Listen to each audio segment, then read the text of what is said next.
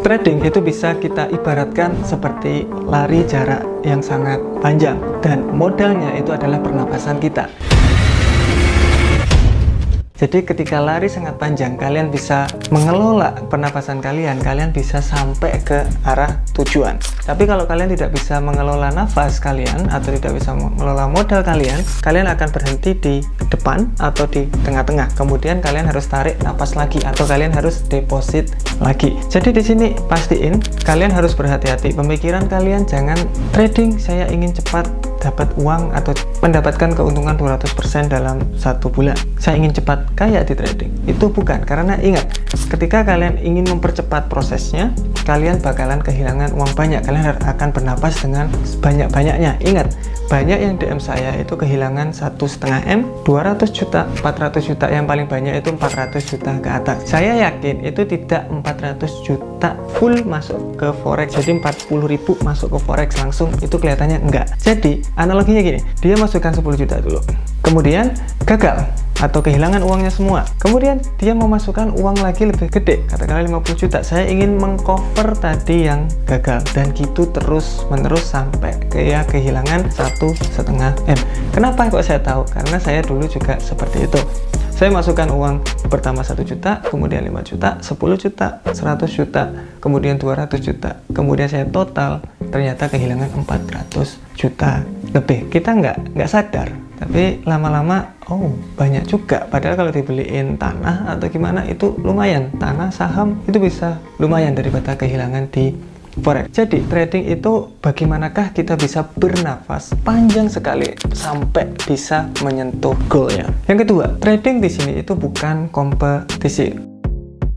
Kalian tidak berkompetisi dengan siapapun, kalian tidak berkompetisi dengan saya, kalian tidak berkompetisi dengan teman kalian, kalian lari sendiri, atau kalian itu berjalan sendiri. Jangan pernah dibanding-bandingkan hasil kalian dengan hasil teman kalian. Itu buat apa juga, karena kita berdiri sendiri. Kalau kita sering membanding-bandingkan diri kita dengan diri orang lain, kita akan gagal juga. Kenapa? Psikologi kalian bakalan hancur. Contoh, kalian menggunakan lot 0,1, kemudian ada master di sana pakai lot 10 lot. Kalian ingin seperti itu, jadi kalian menggunakan lot lebih besar lagi. Berarti apa? Resikonya pasti lebih besar. Biasanya kalian pakai 1%, kalian memakai 10%. Kemudian hasilnya bagaimana?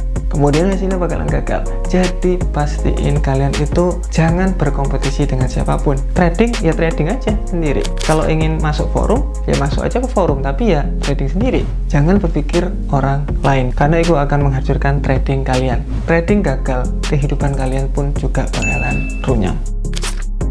Yang ketiga, trading ini akan menghancurkan kehidupan kalian. Banyak sekali cerita, kalau kalian lihat di internet, banyak sekali orang yang bunuh diri dengan trading. Banyak trading orang yang dulunya kaya menjadi miskin gara-gara trading. Banyak orang yang kehilangan semua uangnya karena berhutang kepada bank untuk trading. Jadi, jika kalian itu nggak bagus di trading sini, resikonya nggak bagus, skill kalian nggak bagus, risk ratio-nya kalian makan nggak tahu, itu kalian bakal berakhir seperti mereka. Jadi jangan pernah menganggap remeh trading ini. Banyak orang yang hancur karena trading ini. Jadi kalau kalian mau masuk, pastiin kalian itu harus bisa mengelola resiko kalian. Pastiin seperti lari tadi, jangka panjang, bagaimana nafas kalian itu bisa sampai akhir, bukan hanya di tengah-tengah kemudian kalian bernapas lagi atau kalian deposit lagi, kemudian kalian deposit lagi, kalian deposit lagi. Nggak bakalan selesai kalau kayak gitu terus menerus. Sarannya gimana? Pastiin kalian itu belajar terlebih dahulu, belajar resikonya,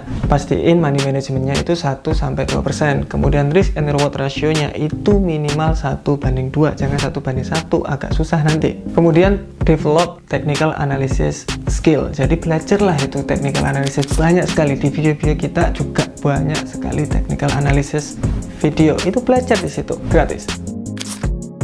Kemudian mindset tentang modal trading itu diperbagus. Oke, saya contohkan mindset yang salah. Trading menggunakan uang sampah, uang yang bisa hilang, uang yang bisa kalian hancurkan. Kalau hilang kalian nggak masalah. Itu sebenarnya kurang bagus. Kenapa? Uang di sini juga uang kalian yang kalian cari susah payah. Jadi pastiin dijaga, bukan dibuang. Ingat tadi modal, pernapasannya harus sampai akhir. Kemudian ada yang lagi, modal di sini itu bisa menggunakan semua tabungan Anda. Itu juga kurang bagus. Kenapa? Tabungan di sini kalian harus punya, ada emergency fund atau tabungan darurat, itu kalian harus punya. Contoh seperti sekarang, ketika corona seperti ini, kalian tidak kerja, terus kalian mau makan apa kalau tidak ada tabungan darurat? Jadi pastiin ada tabungan darurat, tabungan biasa, kemudian sisanya kalian bisa trading. Nggak cukup mas, ingat forex di sini bukan kompetisi, jadi sabar aja, ditabung saja sampai nanti modalnya cukup. Ketika menabung, jangan lupa sambil kalian itu belajar dengan demo account atau ikut live trading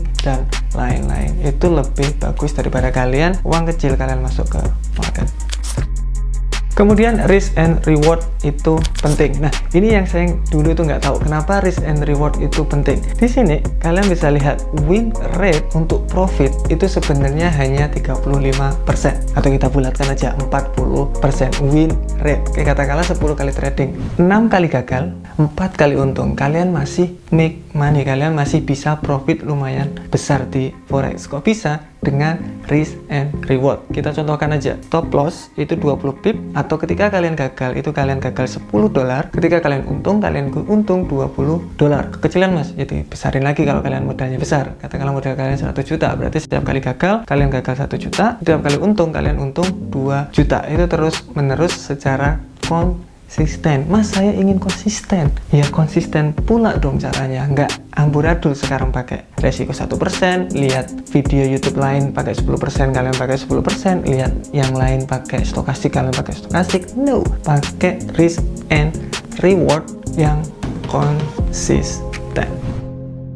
Money management adalah kuncinya. Money management di sini adalah kunci. Signal sebagus apapun, win rate sebagus apapun, ketika money management kalian tidak pernah dijaga. Contoh aja saya dulu awal di forex market itu saya ikut sinyal, itu masuk sinyal di situ. Itu pertama sinyal bagus, good, kita dapat money. Kedua kita dapat money. Ketika kita dapat money, trading yang keempat itu gagal. Kemudian apa yang terjadi dengan akun saya? Kehilangan uang semua. Jadi uang 10 juta tadi hilang dalam 4 kali trading. Itu tiba-tiba hilang. Nah, itu kunci dari money management. Kalau kita menggunakan money management yang bagus, ingat tadi kan 3 kali untung. 3 kali untung di sini berarti katakanlah 2%, berarti 6% kalian untung. Gagal 1 kali berarti masih 5% kalian untung. 5% di sini sangat-sangat besar kalau modal Anda sangat besar. Jadi money management di sini adalah kuncinya, bukan signal yang bagus, bukan win rate yang bagus, bukan sinyalnya bagus, win rate-nya bagus, tetapi kalau kalian tidak bisa mengelola resikonya, ya sama aja, kalian bakalan kehilangan nafas kalian di sini.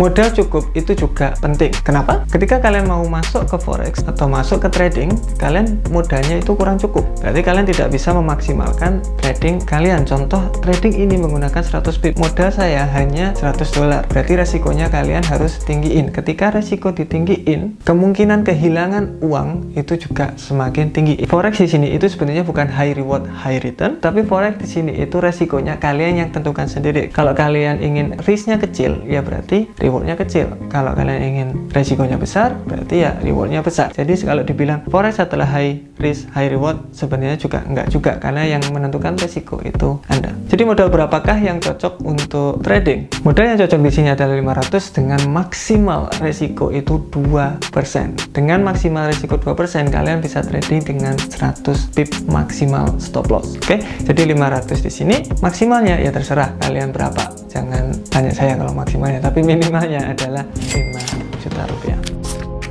Signal copy trade robot itu tidak bertahan lama. Ini yang sangat menarik. Signal itu tidak bertahan lama, ya wajar lah kalau orangnya yang memberi sinyal sudah bangkrut, sudah nggak ada sinyal lagi buat Anda. Terus copy trade, trading itu ingat up and down, up and down. Terkadang memang dia naik terus, tetapi terkadang juga dia jeblok, turun. Tidak ada holy grail di market, tidak ada yang selalu profit terus, itu nggak ada. Pasti ada waktunya dia turun. Jadi kalau saya saranin itu belajar saja sendiri. Kalian bisa menentukan signal sendiri, kalian bisa turunin ke anak-anak kalian, karena technical analysis ini itu bisa diterapkan di semua instrumen. Contoh di forex, saham, kemudian kripto itu juga bisa. Jadi nggak ada ruginya kalau kita belajar technical analysis. Ini juga kalian bisa wariskan ke anak kalian.